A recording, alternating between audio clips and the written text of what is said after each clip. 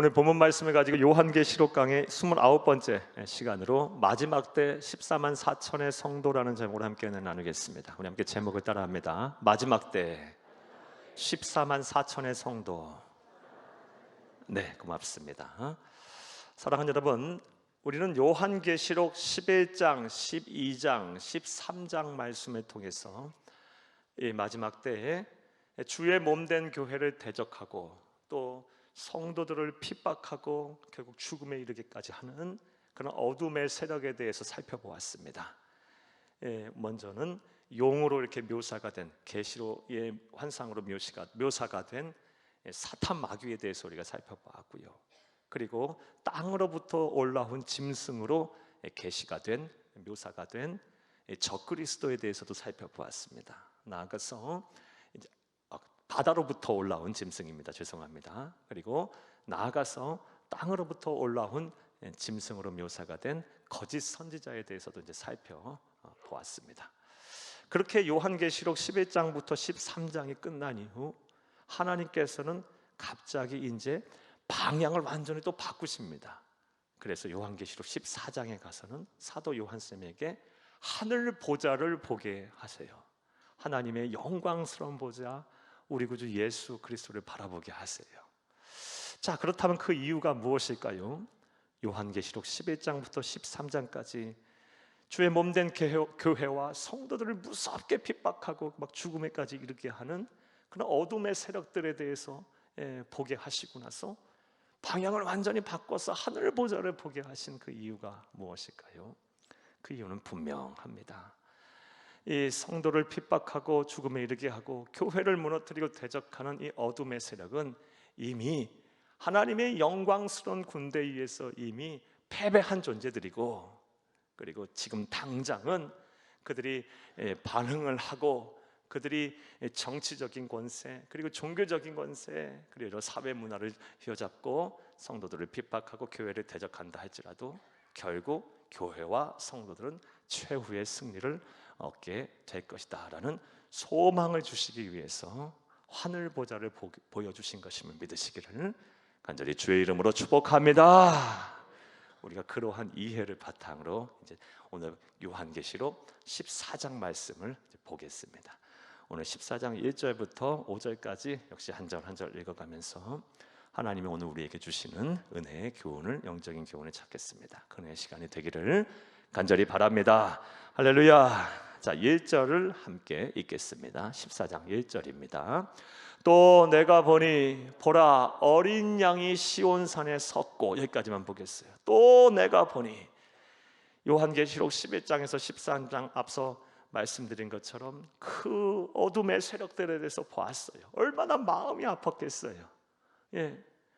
이 사탄 마귀에 대해서 보았고 또 적그리스도에 대해서도 보았고 거짓 선지자들에 대해서도 봤어요.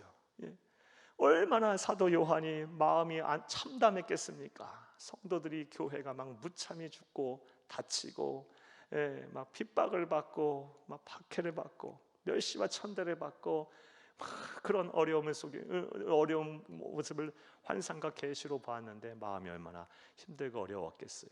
하나님은 그 마음을 그대로 또 놔두시는 분이 아니에요. 성도가 괴로워하고 아파할 때 하나님은 반드시 위로하시는 분이세요. 요한계시록 14장 말씀을 딱 보면서 이제 천국의 보좌를 보여주십니다. 또 내가 보니 보라 어린 양이 시온산에 섰고, 여기서 어린 양은 누구를 말할까요? 당연히 우리 주 예수 그리스도를 말씀하시죠. 어린 양, 우리 주 예수 그리스도께서 어디에 섰어요? 시온산에 딱 섰어요. 시온산은 은혜가 넘치는 곳이에요. 하나님의 보좌가 있는 곳이에요. 그 하나님의 보좌가 있는 천국 보좌가 있는 그곳에 누가 서 계세요? 우리 구주 예수 그리스도께서 딱 이렇게 서 계세요. 그런데 우리 주님께서 이렇게 앉아 계시지 아니하고 누워 계시지 아니하고 서 계시다는 말씀이 우리에게 크나큰 또 은혜가 됩니다. 사랑하는 여러분, 이 요한계시록을 처음 받은 사람들 그리고 초대교회 성도들, 초대교회 성도들은 로마 제국의 지배하에, 로마 제국의 통치하에 있었던 사람들이에요.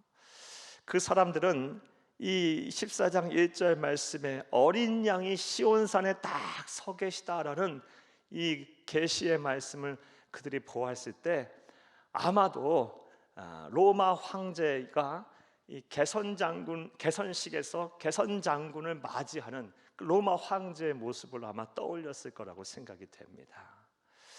승리하고 돌아온 장군이 개선식을 할 때 이 로마 황제는 어떻게 그들을 맞이했냐? 높은, 마치 시온산에 보좌가 있는 그 하나님의 보좌가 있는 그 높은 곳에 이 보좌를 안치하고 그곳에 딱 서서 개선 장군을 이렇게 맞이했다고 해요. 마치 우리 주 예수 그리스도께서 시온산에서 우리 이 개선식을 하는 그런 우리 예수님의 모습을 보면서 마치 그들은 로마 황제의 개선식을 아마 연상을 했을 거라고 생각이 됩니다. 그래서 은혜가 된다는 거예요. 사랑하는 여러분, 우리 구주 예수님께서는 우리가 이 세상의 모든 수고가 끝나는 날 어떻게 하실 거예요? 하나님의 보좌에 우뚝 서셔서 우리를 기쁨으로 맞아 주실 거예요. 마치 황제가 전쟁에서 승리하고 돌아온 이 개선 장군을 맞이하듯이 우리를 그렇게 맞아 주실 거예요. 얼마나 그동안 수고하고 애썼냐, 세상 살면서 얼마나 힘든 일이 많았냐, 얼마나 또 억울하고 원통하고 또 아픔이 많았냐, 우리의 눈물을 다 닦아 주실 것이고 우리를 그냥 확 안아주시면서 우리를 영접해 주실 것입니다. 맞이해 주실 것입니다. 할렐루야. 그래서 요한계시록 14장 1절 말씀만 봐도 막 가슴이 벅차요. 너무 벅찹니다. 보라, 어린 양이 시온산에 섰고, 이 말씀 한 구절만 갖고도 초대교회 성도들은 막 감동을 받았을 거예요. 우리 또한 이러한 감화 감동이 있어야 할 줄로 믿습니다. 언젠가 때가 되면 다 우리는 하나님 앞에 설 날이 와요. 또 개인의 종말이 아니더라도 우리 주님께서 반드시 세상에 다시 재림하실 것입니다. 그때에 우리들은 어떻게 해요? 하나님 앞에 섰을 때 그 하나님께서 두 팔을 확, 예수님께서 두 팔을 확 벌리고 서서 우리를 영접해 주실 거예요. 얼마나 은혜로운 일입니까? 이런 것 생각해 보면 성도에게 있어서의 죽음은 두려움이 아니에요. 성도에게 있어서의 사망은 큰 환난이나 고통이 아니에요. 그 순간은 찰나의 순간일 것이고 우리는 영광스러운 하나님이신 예수님을 마주하게 될 거예요. 우리보다 우리를 더 사랑하고 나보다 나를 더 잘 아시는, 나보다 나를 더 사랑하시는 그 하나님이신 예수님께서 우리를 잘 영접해 주실 거예요. 사랑하는 여러분, 그러하기에 우리는 사망을 두려워할 필요 없어요. 죽음을 두려워할 필요 없어요. 이 모든 것이 우리 구주 예수 그리스도께서 나의 죄를 속량하셨기 때문이에요. 이런 은혜에 늘 감사하며 사는 저와 여러분이 되어야 할 줄로 믿습니다. 자, 요한계시록 14장 1절을 다시 한번 또 읽어보겠습니다. 또 내가 보니 보라, 어린 양이 시온산에 섰고 그와 함께 14만 4천이 서 있는데, 자 여기까지만 보겠어요. 어린 양이 우리 주 예수 그리스도께서 시온산에 섰고요, 그와 함께 또 누가 서 있습니까? 14만 4천 명의 성도가 서 있어요. 사랑하는 여러분, 좀 더 읽어볼까요? 그들의 이마에는 어린 양의 이름과 그 아버지의 이름을 쓴 것이 있더라. 그들의 이마에는 어린 양의 이름과 성부 하나님의 이름이 쓰여진 것이 있더라라고 기록되어 있습니다. 이런 계시의 말씀이에요. 자, 그렇다면 여기서 이제 우리 주 예수 그리스도와 함께 서 있는 이 14만 4천은 누구를 말하는 것일까요? 이미 여러분에게 요한계시록 7장을 강해하면서 한번 언급을 여러분에게 해드린 적이 있는데요, 다시 한번 나와서 말씀을 한번 드려볼게요. 이 14만 4천, 요한계시록 1장에 나오는 이 14만 4천 명이 누구인지에 대해서 우리는 잘 알 필요가 있습니다. 왜냐하면 교회사에 존재했던, 그리고 지금도 앞으로도 존재할 수많은 이단과 사이비들이 이 14만 4천 명이라는 것을 이런 하나님의 말씀을 들먹이면서 얼마나 많은 성도들을 미혹하고 또 영원한 사망으로 이끌지 몰라요. 예를 한번 들어볼까요? 지금도 아주 바로하고 있는 신천지죠. 신천지는 어떻게 말을 합니까? 전국에 있는 12지부 그리고 12지파에 속한 자신들이 바로 누구다? 14만 4천 명이다 그래요. 즉 이만희를 믿는 그런 전국에 있는 12지부 12지파에 속한 자들이 바로 14만 4천 명이다 라고 하면서 자기들에게 들어와야 구원을 받는다, 14만 4천 명이 된다라고 이런 헛된 주장, 복음을 왜곡한 영원한 사망으로 이끌고 있어요. 또 JMS 정명석도 마찬가지예요. JMS를 정명석을 재림의 주라고 믿으면서 이 정명석을 믿는 재림의 주를 믿는 정명석을 믿는 자만이 14만 4천 명이다. 그들만이 구원을 받는다라고 가르쳐요. 또 그렇게 또 현혹시키고 미혹시켜요. 또 외국의 이단인 여호와 증인도요. 여호와 증인은 그들이 구원을 이루는데 세 가지의 계급이 있다 그래요. 그 중에서 첫 번째 계급이 바로 이제 14만 4천 명인데, 즉 여호와 증인에 속한 자들, 증인된 삶을 사는 여호와 증인에 속한 자들이 첫 번째 계급이고 그들이 자신들이 14만 4천 명이다라고 얘기들을 합니다. 다 허황된 얘기들이에요. 자, 그렇다면 이 14만 4천 명은 누구를 말하는 걸까요? 교회 역사적으로 크게 두 가지의 해석이 있는데요. 먼저 두 가지 해석을 여러분 다 말씀을 드릴게요. 그리고 우리가 중점적으로 믿고 따라야 될 해석을 예들어서 말씀을 드리겠습니다.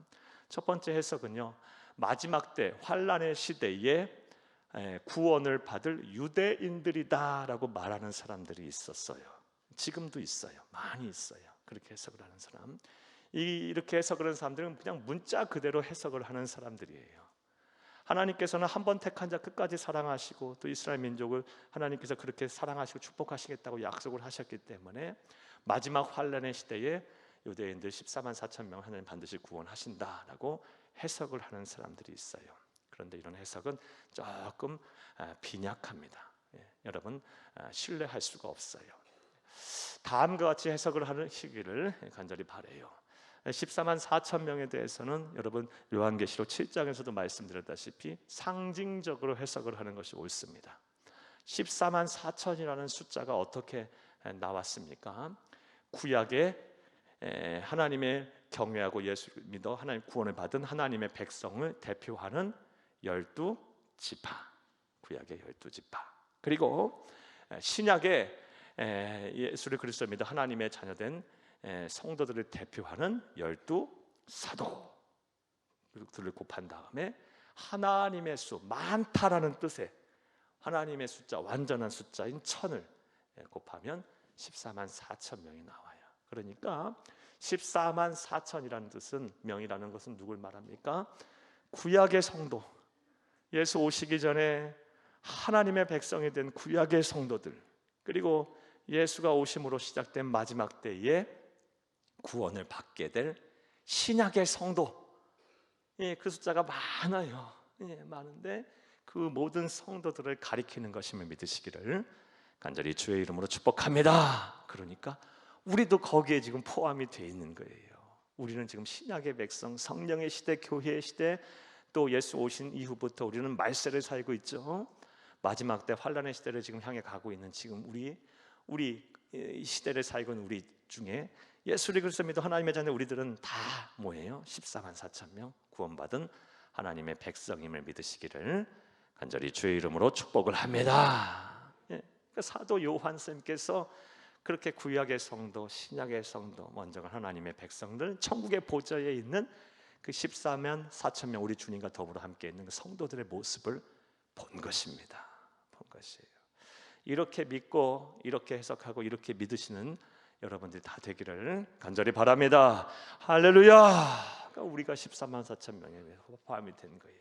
끝까지 우리는 이 14만 4천 명 안에 들기 위해서 우리는 끝까지 믿음을 지키고 하나님의 나라 가는 그날까지 우리 신앙이 변질되지 말아야 되겠어요. 좁은 문 좁은 길, 십자가의 길, 우리 예수님 바라보면서 천국의 소망을 두면서 우리 굳건하게 이 믿음을 저와 여러분 꼭 지켜내야 할 줄로 믿습니다. 한 분도 빠짐없이 다 구원에 이를 수 있기를 간절히 주의 이름으로 축복합니다.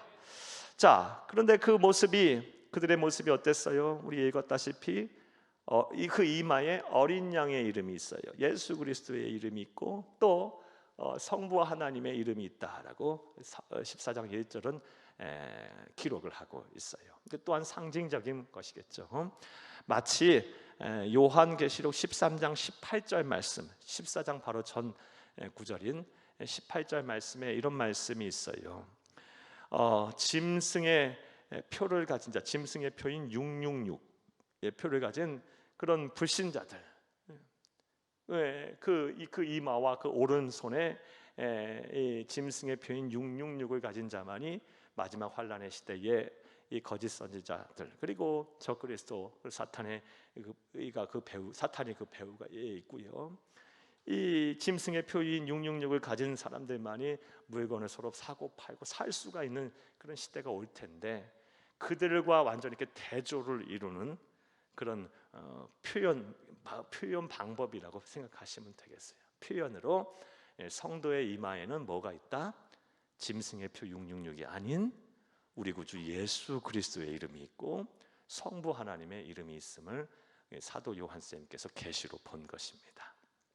사랑하는 여러분, 14만 4천의 성도는 누구다? 구약의 성도 그리고 신약의 성도예요. 신약의 성도. 자, 우리 1절 됐고요. 이제 2절부터 이제 5절 말씀을 볼 텐데요.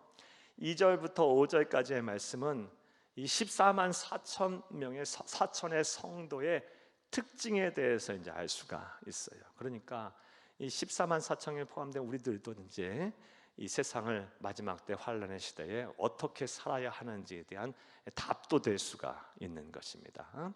14만 4천 명의 성도의 특징은 무엇일까요? 우리 2절과 3절을 함께 읽겠습니다.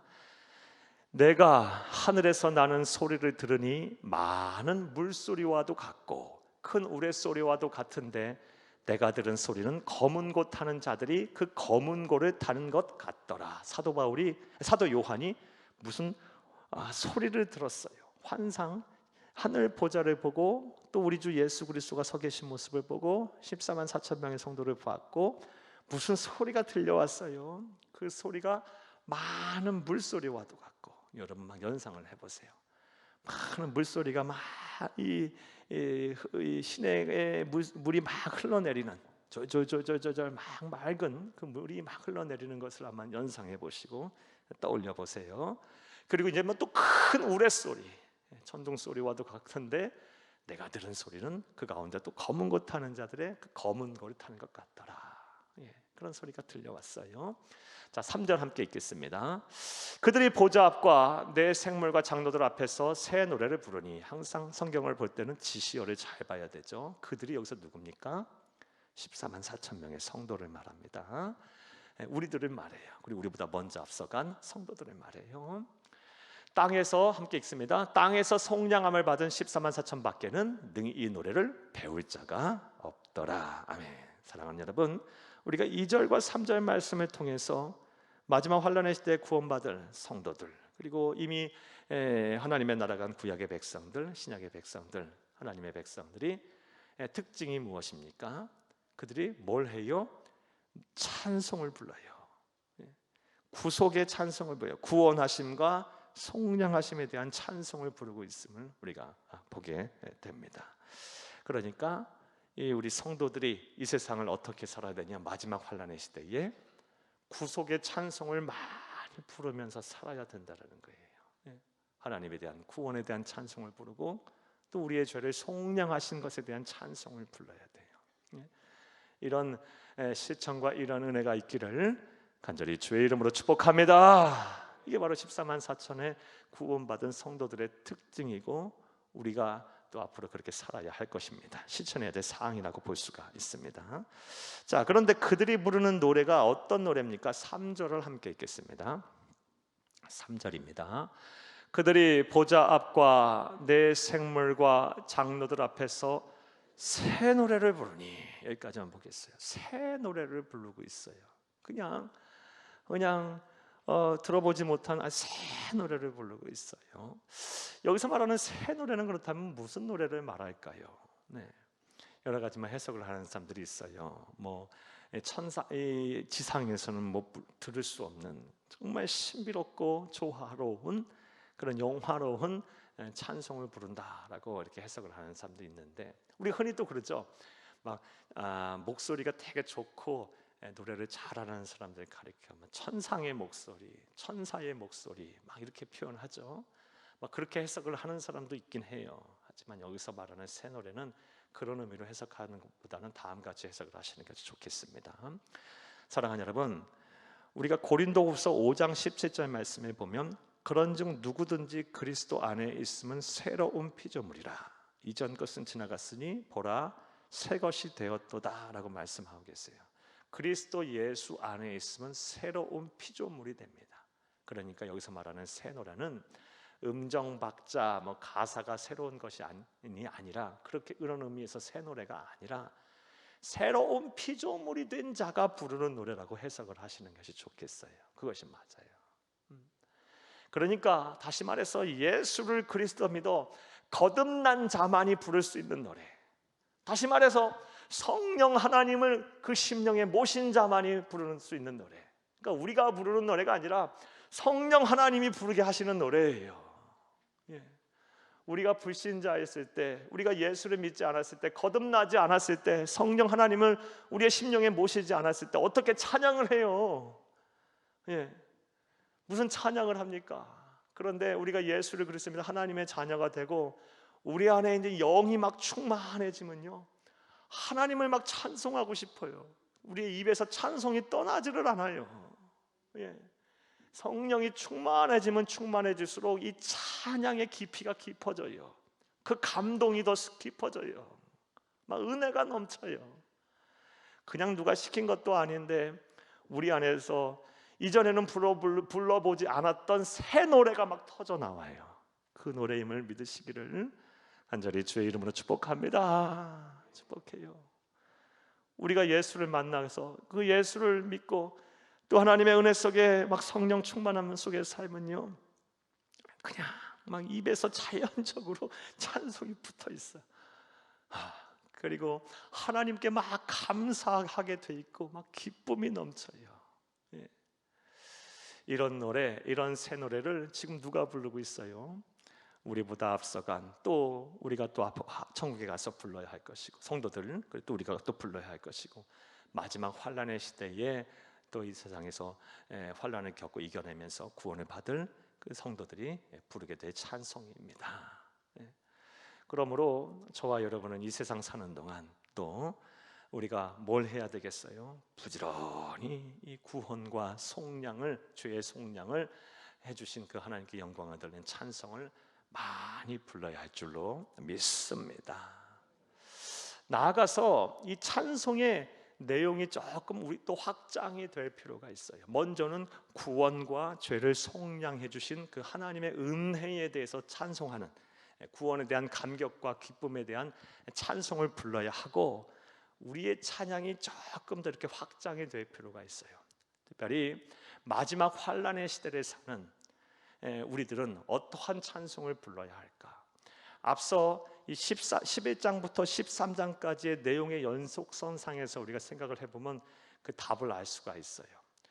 11장부터 13장까지는 우리가 대적하고 우리가 싸우고 우리가 이겨내야 할 어둠의 세력들에 대해서 살펴봤어요. 그리고 이 마지막 시대를 달려가면서 예수님의 재림을 때를 달려가면서 이 어둠의 세력과 우리는 더 치열한 영적인 전쟁을 치러야 할 거예요. 그렇다면 우리가 어떠한 찬송을 불러야겠어요? 우리 구주 예수 그리스도와 더불어 반드시 승리하리라는 승전가를 불러야 할 줄로 믿습니다. 그래서 성경을 보게 되면 이 승전가가 참 많이 나와요. 그 중에서 우리 한 말씀 한번 찾아볼까요? 이사야서 42장 10절에서 13절 말씀을 함께 보겠습니다. 항해하는 자들과 바다 가운데의 만물과 섬들과 거기에 사는 사람들아, 여호와께 새 노래로 노래하며 땅끝에서부터 찬송하라. 광야와 거기에 있는 성읍들과 게달 사람이 사는 마을들은 소리를 높이라. 셀라의 주민들은 노래하며 산꼭대기에서 즐거이 부르라. 12절. 여호와께 영광을 돌리며 섬들 중에서 그를 찬송할지어다. 여호와께서 용사같이 나가시며 전사같이 분발하여 외쳐 크게 부르시며 그 대적을 크게 치시리로다. 아멘. 여호와 하나님의 승리, 그리고 그의 능력을 힘입은 우리 또한 승리하리라 라는 찬송을 많이 불러야 할 줄로 믿습니다. 구원에 대한 감격과 기쁨, 그 은혜, 내 죄를 속량해 주신 그 은혜에 대한 찬송을 많이 하나님 앞에 올려드리세요. 그리고 나서 이 험한 세상, 악하고 무리한 이 어둠의 세력과의 영적 전쟁에서 우리 주님과 더불어서 나는 반드시 승리한다라는 확신에 찬 승리의 승전가를 많이 부르시는 귀하고 복된 성도님들이 다 되시기를 간절히 주의 이름으로 축복합니다. 이게 14만 4천 명인 우리들, 그리고 이미 구약의 성도들, 신약의 성도들이 부르고 있는, 그리고 앞으로 불러야 할 찬양입니다. 자, 그런데 이런 생각을 해볼 필요가 있습니다. 왜 예수님께서 사도 요한에게 이 환상의 계시로서 환상으로서 계시를 하시면서 이 마지막 환란의 시대에 사는 성도들의 모습, 이 14만 4천 명의 성도들의 모습을 보여주면서 특별히 찬양을 강조하신 이유가 무엇일까요? 이 14만 4천 명의 특징에 대해서 말씀을 하시면서 또 14만 4천 명으로 포함될 성도들이 이 세상 사는 동안 어떻게 살아야 하는지에 대한 말씀을 하시면서 찬양부터 언급을 하신 그 이유가 무엇일까요? 그 이유가 무엇일까? 그 이유는 간단하죠. 찬양에는 능력이 있기 때문이에요. 찬양에는 찬양을 부르면 위력이 나타나기 때문에 그래요. 하나님의 능력이 나타나기 때문이에요. 그래서 찬양을 많이 부르라는 거예요. 자, 그렇다면 찬양에는 어떠한 하나님의 능력이 찬양을 부르게 되면 하나님의 어떠한 능력이 나타나게 될까요? 우리 시편 말씀을 한번 볼까요? 시편 149편 6절에서 9절을 함께 읽겠습니다. 그들의 입에는 하나님에 대한 찬양이 있고 그들의 손에는 두 날 가진 칼이 있도다. 이것으로 문나라에 보수하며 민족들을 벌하며, 무엇으로? 찬양과 칼로 벌하며 대적들을 벌하는 권세가 있어요. 능력이 나타나요. 또 8절 읽겠습니다. 그들의 왕들은 사슬로 그들의 귀인은 철고랑으로 결박하고, 무엇으로? 찬양으로 결박도 해요. 벌하기도 하고 결박도 해요. 9절 말씀 있겠어요? 기록한 판결대로 그들은 시행할지로다. 이러한 영광 그의 모든 성도들에게 있도다. 할렐루야. 우리가 찬양을 부르게 되면 우리의 대적 사탄 마귀를 어떻게 할 수 있어요? 벌할 수가 있대요. 또 찬양을 부르게 되면 어떻게 했어요? 우리의 대적 사탄 마귀를 결박을 할 수가 있답니다. 나아가서 우리 사무엘상 말씀도 한번 보겠어요. 사무엘상 16장 23절 말씀 함께 읽겠습니다. 하나님께서 부리시는 악령이 사울에게 이를 때에 다윗이 수금으로 들고 와서 손으로 탄즉 사울이 상쾌하게 났고 악령이 그에게서 떠나더라. 아멘. 앞서 찬양을 부르면 하나님의 능력이 나타나서 대적을 벌하고 결박하는 것뿐만이 아니라 내쫓을 수도 있는 거예요. 내쫓을 수도 있어요. 떠나가요. 여러분, 그러므로 우리의 대적 사탄 마귀가 여러분을 막 힘들게 할 때, 막 두렵게 할 때, 두려움 속에 여러분을 막 몰 때, 그리고 막 마음의 염려와 근심으로 막 힘들게 할 때, 그리고 막 낮은 자존감과 열등감 속에서 막 살아갈 힘과 의지가 막 꺾일 때, 그때 뭘 해야 되는 거예요? 찬송을 막 부르세요. 그리고 사는 것이 즐겁지가 않고 막 낙이 없을 때, 재미가 없을 때, 저 요즘 솔직히 말씀드려서 재미가 별로 없어갖고 사는 게 찬송을 많이 부르고 있어요. 얼마나 많이 부르고 있는지 몰라요. 마음이 많이 풀어졌어요. 우리 사모에게도 그런 얘기도 얼마 전까지 했어요. 왜 이렇게 재미가 없지? 막 힘이 들고 찬송을 많이 불렀더니 저만 그러겠어요? 여러분 다 그렇죠. 얼마나 힘들고 어려운 시간들을 보내고 계십니까? 다 그렇죠. 어찌 저만 그러겠어요? 다 동일할 거예요. 찬송을 많이 부르세요. 마음에 기쁨이 와요. 내 막 영혼이 살아나는 것을 느껴요. 앉아서도 부르고 서서도 부르고 일하면서도 부르고요. 막 꿈속에서도 찬양을 불렀어요. 그랬더니 마음이 막 풀어져요. 마음이 풀어지고 기쁨이 막 생기고 영혼이 살아나는 걸 느껴요. 그리고 담대해져요. 담대해져. 참 찬양의 능력은 대단해요. 말씀했다시피 우리의 저 사탄 마귀를 벌할 수 있어요. 대적할 수 있고요, 결박할 수 있고 내쫓을 수도 있어요. 찬송으로 내쫓으세요. 우리 구주 예수 그리스도의 이름으로 담대하게 이름으로 선포하며 찬송을 부르시는, 그래서 하나님의 능력을 행하시는 귀하고 복된 성도님들이 다 되시기를 간절히 주의 이름으로 축복합니다. 축복합니다. 마지막 환란의 시대에 사는 이 성도들 14만 4천 명의 성도들의 특징이 무엇이냐? 다시 말해서 그들이 이제 우리인데 우리가 무엇을 하며 세상을 살아야 할 것이냐? 우리를 구원하시고 우리의 죄를 속량하시고 또 우리로 하여금 악한 사탄 마귀와의 대적해서 이기게 하시는 그 하나님을 찬송하시는 여러분들이 다 되기를 간절히 주의 이름으로 부탁합니다. 할렐루야. 자, 두 번째 또 특징은 무엇일까요? 4절을 함께 읽겠습니다. 이 사람들은 여자와 더불어 더럽히지 아니하고 순결한 자라. 여기까지만 보겠어요. 항상 성경을 볼 때 지시어를 잘 봐야 된다 그랬죠. 여기서 이 사람들은 누구다? 14만 4천 명의 성도, 구약의 구원을 받은 하나님의 백성, 그리고 신약의 구약을 받은 하나님의 백성, 먼저 간 성도, 끝까지 믿음을 지키고 끝까지 이긴 자들이에요. 구원을 이룬 자예요. 영광스러운 하나님 보좌 우편에서 계신 우리 주님과 더불어 서 있는 자들을 말해요. 그리고 앞으로 우리가 그런 사람들이 되어야 할 거예요. 자, 그들은 어떤 사람이다? 그들의 특징이 뭐다? 여자와 더불어 더럽히지 아니하고 순결한 자다. 여러분, 순결한 자예요. 두 번째 특징은 아주 신앙이 순결한 자고 삶이 아주 순결한 자예요. 자, 그렇다면 여기서 말하는 여자는 누구를 말할까요?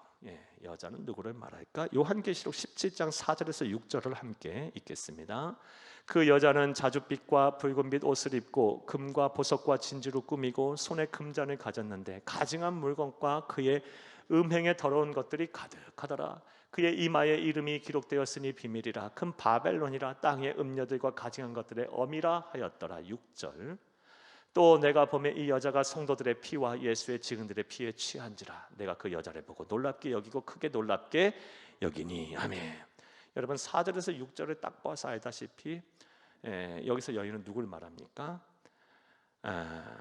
성도들을 핍박하고 성도들을 죄악에 빠뜨리고 성도들로 하여금 타락의 길을 걷게 하고 그리고 하나님을 떠나게 만드는 것, 그런 존재를 말하죠. 그런 존재가 여자라라고 생각하면 안 돼요. 이 또한 환상과 계시의 말씀이지.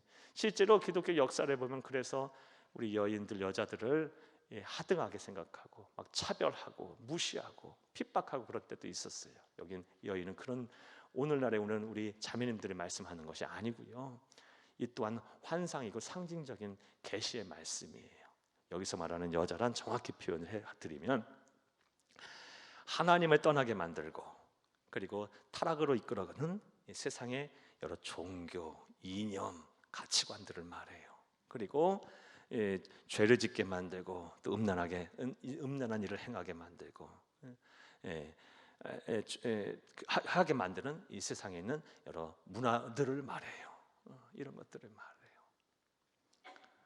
이런 것과 더불어서 더럽히지 아니하는 순결한 자들이 바로 구원을 받은 14만 4천 명이다라는 것입니다. 그러하기에 우리 또한 이 마지막 환란의 시대에 사는 우리 장차 14만 4천 명이 될 우리 또한 이 세상을 어떻게 살아야 돼야 되는지에 대한 답이 우리가 나와요.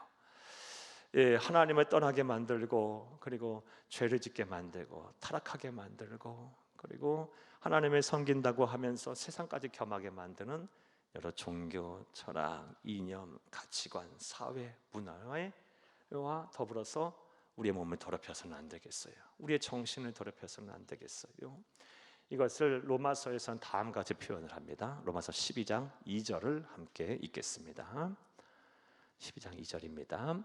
너희는 이 세대를 본받지 말고 오직 마음을 새롭게 함으로 변화를 받아 하나님의 선하시고 기뻐하시고 온전하신 뜻이 무엇인지 분별하도록 하라. 이 세대를 본받지 말라. 이 말은 세상에 있는 모든 가치관, 이념, 문화, 사회 다 거부하라 이런 말씀이 아니에요. 그러면 우리는 어디서 살아야 돼요? 저 그냥 산속에서 우리끼리만 모여갖고 맨날 그냥 예배만 드리고 살아야 돼요.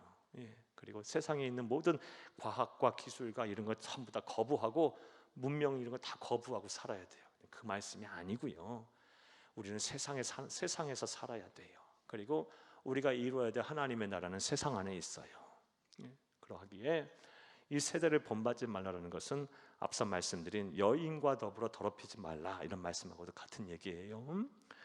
하나님이 없다고 하고 하나님을 떠나게 만들고 또 죄를 짓게 만들고 타락하게 하는 이 길로 우리를 이끄는 이 세상에 있는 이념, 가치관, 시대정신, 문화를 동화되지 말고 꿋꿋하게 신앙을 지키며 구별된 존재로 살아라라는 거예요. 이해되셨습니까? 그런 자들이 바로 하나님으로부터 구원을 받은 하나님의 보좌 우리 어린 양과 함께 우리 주 예수 그리스도와 함께 서 있게 될 14만 4천 명이에요. 저와 여러분이 어떻게 살아야 될지 답이 나왔죠? 여러분, 세상이 참 악해요. 그리고 이 세상의 문화들이요 얼마나 우리로 하여금 우리 하나님을 떠나게 만드는지 몰라요. 우리에게서 얼마나 하나님을 사랑하는 마음을 빼앗아가는지 몰라요. 예. 우리 잠시 잠깐만요 우리 넉넉고 그냥 있으면 금방 우리의 신앙이 금방 상실될 정도로 실족할 정도로 침체가 되는 것을 보게 돼요. 여러분 한번 예를 한번 들어볼게요. 하루 종일 기독교 방송 말고 TV를 본다고 한번 생각해봐요. 그렇게 볼 수도 없겠지만 예를 들어서 하루 종일 기독교 방송 말고 일반적인 그런 TV를 보고 있다고 한번 생각해봐요. 아침부터 저녁까지 봤는데 단 1분 1초라도 그걸 보면서 하나님을 사랑하고 하나님의 말씀을 떠올릴 수가 있을까요? 쉽지 않아요. 세상 문화가 계속해서 하나님을 우리를 떠나게 만들어요. 하나님이 없다고 해요. 예, 그리고 죄짓게 만들어요. 더 자극적인 우리 자꾸 그 길로 이끌어가요. 예, 앞으로 세상은 점점 더 그렇게 될 거예요. 그런 속에서도 우리는 우리 자신을 지키는 거예요. 예.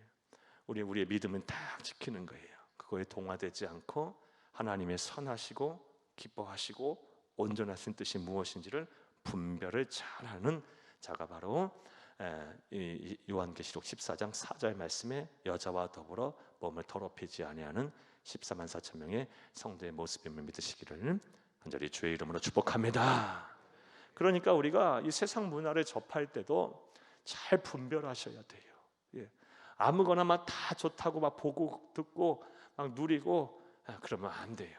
여러분 참 사탄이 우리를 교묘하게 우리를 자꾸 이상한 길로 이끌어요. 여러분 반기독교적인 문화 그리고 성서적인 그런 영화 드라마들 자꾸 보게 되면요 막 그런 생각들이 들어요. 우리가 죽게 되면 사람이 한 번 죽는 것은 정한 것이 그 후에 심판이 있다 그랬는데 무슨 심판이야. 제2, 제3의 인생이 있을 거야. 어딘 가서 억겁의 시간 동안 나는 몇 번이나 윤회를 했을까. 그래서 그때 사랑하지 못했던 사람 그때 가서 사랑할 수 있지 않을까. 막 이런 아련한 생각들을 하고 그러면 안 되는 거야. 그런 것은 일어나지 않아요. 이런 우리 문화 속에서 막 우리가 살고 있어. 예를 들자면 그러니까 계속 세상은 그렇게 변화할 겁니다. 그러하기에 우리는 우리의 신앙의 순결을 잘 지키고 우리가 그런 시대적인 그런 가치와 이념과 종교와 문화 앞에서 우리가 잘 분별을 하는 신앙인으로서의 삶을 살아야 할 것입니다. 할렐루야, 할렐루야. 그런데 야고보서 4장 4절 말씀 보면 아주 이와 관련해서 무서운 말씀이 있어요. 하나님을 사랑한다고 하면서 이 세상의 문화의 마음을 빼앗기고 그리고 세상까지 이렇게 사랑하는 사람을 향해서 뭐라고 말씀하시는지 한번 보겠습니다. 우리 야고보서 4장 4절을 함께 읽겠습니다. 간음한 여인들아 세상과 벗된 것이 하나님과 원수됨을 알지 못하느냐. 그러니 누구든지 세상과 벗이 되고자 하는 자는 스스로 하나님과 원수되는 것이니라. 아멘. 이렇게 하나님을 사랑한다고 하면서 은근히 세상의 마음을 다 빼앗기고 사는 사람을 가리켜서 영적인 간음한 자라라고 말해요. 하나님은 정죄하세요. 그리고 나서 뭐라 말씀하십니까? 나와 원수다 너는, 이렇게 말씀하세요. 하나님과 원수가 돼서 어떻게 살겠습니까? 여러분, 신앙은 중간이 없는 거예요. 적당히가 없는 거예요. 여러분 잘 기억하세요. 항상 하나님께서 우리에게 요구하시는 신앙은요, 최선이에요. 마음을 다하고 목숨을 다하고 뜻을 다하고 힘을 다하여 주 너희 하나님을 사랑하라 그랬지, 상황 봐서 여건되는 대로 적당히 이것도 하고 저것도 하며 사랑하라 말씀 안 하셨어요. 중간이 없어요. 그렇게 살지 못할 때는 또 철저하게 회개하고 뉘우치면서 그렇게 살기 위해서 노력하고, 내 힘과 능력만으로 안 됐던 성령 하나님을 의지하고 기도하면서 주가 주시는 능력으로 또 마음을 새롭게 하면서 살고, 이렇게 하는 거지, 적당히 타협하면서 즐길 거 다 즐기면서 겉과 속이 다르게 신앙생활하는 거 하나님 절대로 가만히 계시질 않아요. 영적인 간음하는 자들이다 말씀하셨고, 또 나아가서 나와 원수가 되는 자다라고 말씀하고 계세요. 이런 말씀을 우리가 좀 두려운 마음으로 받아들여야 할 줄로 믿습니다. 믿습니다. 자, 두 번째 특징은요, 신앙의 순결을 지킨다라는 거예요. 자, 14만 4천 명의 성도들, 우리 주 예수 그리스도와 함께 보좌 옆에 서 있을 성도들은 어떠한 모습의 어떤 특징을 가질까요? 우리 4절을 다시 한번 읽겠습니다. 이 사람들은 여자와 더불어 더럽히지 아니하고 순결한 자라, 어린 양이 어디로 인도하든지 따라가는 자며, 여기까지만 보겠어요. 어린 양이 어디로 인도하는지 따라가는 자예요. 주의 인도하심에 따르는 자예요. 그게 바로 진짜 성도, 구원받은 14만 4천 명의 특징이고 모습이에요. 그럼 우리도 어떻게 살아야 되겠어요? 주의 인도하심에 따라 살아야죠. 주의 인도하심에 따라. 때로는요, 세상 살다 보면 수많은 선택과 결정을 해야 할 때 아무리 봐도 이렇게 하는 것이 옳을 때가 있어요. 내 생각과 내 경험과 또 사회적인 상식과 통념으로 비추어 볼 때 이렇게 사는 것이 맞아. 그런데 분명 하나님의 말씀에선 벗어나, 하나님의 뜻이 아니야, 신앙의 위반이 돼. 그러면 어떻게 해야 되겠어요? 주의 인도하심을 따라야죠. 그게 성도예요. 그게 구원받은 14만 4천 명의 성도예요. 내 모습이에요. 그러하기에 우리는 이 주의 뜻을, 주의 인도하심이 아주 민감해야 돼요. 우리가 사는 동안 수많은 선택과 결정을 하고 말과 행동을 해야 할 텐데, 주의 인도하심을 아주 잘 민감하게 반응을 하고 알아야 그 주의 인도하심에 따라가지 않겠어요? 사랑하는 여러분, 우리 주님은 선한 목자가 되시죠. 그리고 우리는 양들이에요. 양들은 목자가 인도하는 대로 따라가는 거예요. 양들은 풀을 뜯다가도요, 목자의 숨소리까지 다 기억을 하고 또 주시를 한답니다. 민감하게 반응을 하는 거예요. 귀를 쫑긋 세우고 눈을 치켜들며 목자가 어디로 가고 있고 또 무슨 소리를 내는지 주시하고 있다고 해요. 마찬가지로 우리 이 세상 사는 동안 주의 인도하심에 잘 민감하게 반응을 해야 돼요. 자, 이렇게 14만 4천 명 구원받은 성도들의 특징은 주의 인도하심에 따라 사는 것입니다. 그런데 이와 관련해서 로마서 8장 말씀을 보게 되면 다음과 같은 말씀을 하고 계세요. 구원받은 하나님의 백성임을 우리가 어떻게 알 수 있느냐? 하나님의 인도하심에 따라 가는 삶의 모습을 보면 알 수 있다고 말씀을 하세요. 로마서 8장 우리 14절 말씀을 함께 읽겠습니다. 무릇 하나님의 영으로 인도함을 받는 사람은 곧 하나님의 아들이라, 하나님의 자녀라. 하나님의 영으로 인도함을 받는 사람, 하나님의 영이 누구예요? 성령, 그분이 예수님이시죠. 예수님의 인도함을 받는 사람이 곧 하나님의 사람이랍니다. 자녀랍니다. 그러니까 하나님의 자녀가 아니면, 구원받은 하나님의 백성이 아니면 하나님의 인도하심에 안 따라가 안 돼요. 뭘 하나님의 인도하심에 따라 살겠어요? 자기 하고 싶은 대로 살죠. 자기 하고 싶은 대로 자기가 계획하고 자기가 준비하는 대로 하죠. 세상 사람들 보세요. 뭐 선택과 결정할 때 기도하며 합니까? 하나님의 뜻에 대해서 민감하게 생각합니까? 안 그렇죠. 근데 우리는 어때요? 우리는 온전히 하나님의 뜻에 생각을 해요. 그리고 기도하며 결정해요. 이게 하나님의 자녀라는 증거라는 겁니다. 자, 구원받은 하나님의 백성, 이 14만 4천 명의 특징, 세 번째 특징은 주의 인도하심을 따른다라는 겁니다. 또 네 번째 특징 보겠어요. 4절 5절 한 번 더 읽겠습니다. 4절 5절. 이 사람들은 여자와 더불어 더럽히지 아니하고 순결한 자라. 어린 양이 어디로 인도하든지 따라가는 자며 사람 가운데서 속량함을 받아 처음 익은 열매로 하나님과 어린 양에게 속한 자들이니. 5절. 그 입에 거짓말이 없고 흠이 없는 자들이더라. 아멘. 사랑하는 여러분, 먼저 4절 말씀을 한번 4절 다시 한번 보겠는데요. 4절에서 우리가 좀 해결을 해야 될 개념이 있어요. 우리 4절을 다시 한번 보겠어요. 4절 말씀에 보게 되면 사람 가운데서 속량함을 받아, 여러분 보이십니까? 사람 가운데서 속량함을 받아 처음 익은 열매로 하나님과 어린 양에 속한 자들이 바로 누구다? 14만 4천 명 구원받은 사람이라 하는데, 처음 익은 열매로 하나님과 어린 양에 속한 자랍니다. 처음 익은 열매는 뭐라 말씀드릴까? 말하는 것일까요? 지난 신년 축복 말씀장에서 말씀드렸듯이 처음 익은 열매는, 여기서 처음 익은 열매는 중생한 자를 말해요. 거듭난 자를 말해요. 그리고 제2, 제3의 열매는 성화, 부활, 성화, 이런 것들이 영화, 이런 것을 표현하기도 하는데, 여기서 처음 익은 열매는 뭘 말한다? 우리 구주 예수 그리스도의 속량함, 죄에 대한 모든 것을 값을 치르시는 그런 은혜를 받음으로 말미암아 우리가 구원을 받았다는 거죠. 구원을 받았다는 거예요. 그래서 어린 양에게 속한 자들이라는 것입니다. 이렇게 우리 주 예수 그리스도의 죄의 속량함을 우리가 받아 성령의 처음 익은 열매가 된 우리들은 어떻게 세상을 살아야 한다? 5절입니다. 5절 함께 읽겠습니다. 5절. 그 입에 거짓말이 없고 흠이 없는 자들이라. 입에 거짓말이 없고 흠이 없는 자다. 언행일치, 거짓말하지 않고 말과 행동이 같다라는 삶을 산다는 거예요. 사랑하는 여러분, 오늘날 왜 우리 사회가 이렇게 어지러울까요? 그리고 이렇게 불법이 성행할까요? 그리고 이런 시대를 사는 가운데 왜 오늘날 우리 한국 교회가 이 교회다움을 잃어버렸을까요? 세상에 소망이 되지 못할까? 여러 가지 이유가 있을 수 있겠지만 가장 큰 이유 중에 하나는 이 세상에 있는 사람들이 말과 행동이 일치하지 않는 삶을 살기 때문이에요. 말하고 행동하고가 달라요. 너무 부정직해요. 거짓이 성행해요.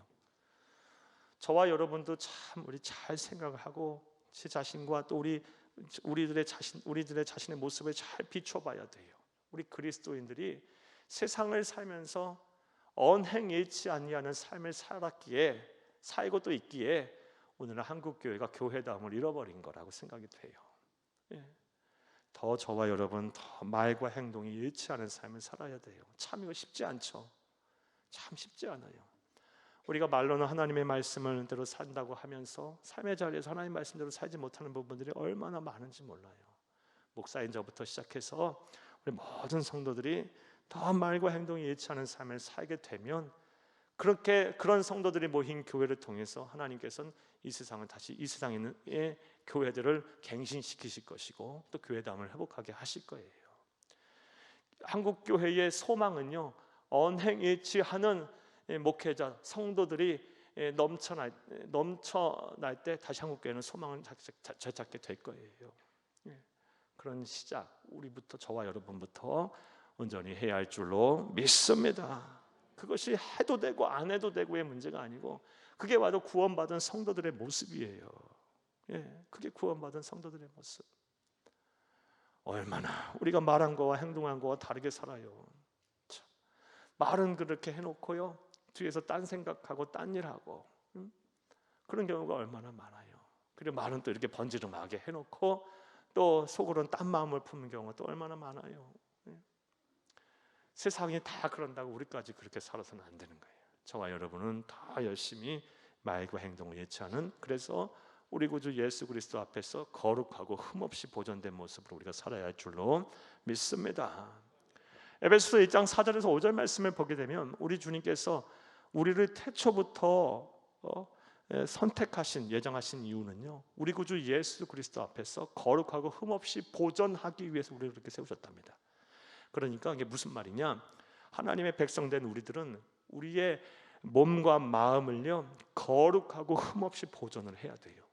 그래서 그거 우리의 몸을 그래서 누구에게 드려야 된다는 거예요? 하나님한테, 예수님에게 드려야 된다는 거예요.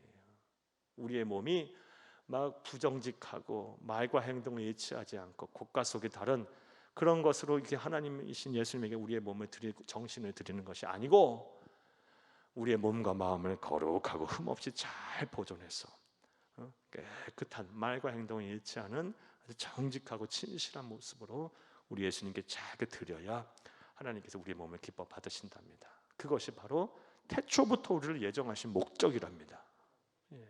이런 말씀 생각한다면 우리가 얼마나 말과 행동이 일치하는 삶을 살아야 되겠어요. 참 힘들고 어려워요. 수도 없이 몇 번이고 오늘도 이렇게 또 못 살았네, 말은 이렇게 해놓고 또 이렇게 못했네. 하루를 마감하며 되돌아보면요, 기도하면 참 참담해요. 하지만 자꾸 우리가 이렇게 회개하고 우리 자신을 되돌아보고 돌이키면서 한 번이라도 더 말과 행동에 일치하는 삶을 살려고 노력하다 보면 언젠가는 우리 주님처럼 비슷해지지 않을까요? 그런 소망을 가지고 하나님의 나라 가는 그날까지 우리 구원받은 하나님의 백성으로서 말과 행동에 일치하는 삶을 사는 저와 여러분이 되어야 할 줄로 믿습니다. 자, 이제 말씀을 맺겠습니다. 사랑하는 여러분, 오늘은 요한계시록 14장을 강의하면서 마지막 때에 이 세상에 존재할 14만 4천 명의 성도들의 특징에 대해서 살펴보았어요. 14만 4천 명의 성도는요, 구원하신, 또 우리의 죄를 속량하신, 그리고 우리와 함께 우리의 대적 사탄 마귀를 싸워 이기게 하시는 그 하나님을 찬송합니다. 여러분, 삶의 자리에서 하나님을 마음껏 찬송하세요. 사탄 마귀를 찬송으로 대적하고 찬송으로 결박하고 찬송함으로 내쫓으세요. 그런 권세가 우리에게 있는 줄로 믿습니다. 예수 그리스도의 이름으로 담대하게 물리치시고 또 찬송하며 물리치세요.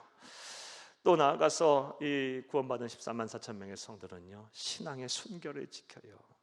세상이 이 하나님을 떠나고 그리고 그런 이념과 가치관과 시대 정신과 문화로 가득하다 할지라도 그 세상을 살면서 동화되지 아니하고 굳건하게 믿음을 지키고 신앙의 순결을 지키는 자가 바로 구원받은 14만 4천 명의 성도들이에요. 우리가 우리의 중심을 놓아서는 안 돼요. 딱 신앙의 절개를 잘 지키고 순결을 지키는 거룩한 하나님의 백성들이 다 되어야 할 줄로 믿습니다. 또한 구원받은 하나님의 백성은요, 목자이신 예수 그리스도의 인도하심을 따라가요.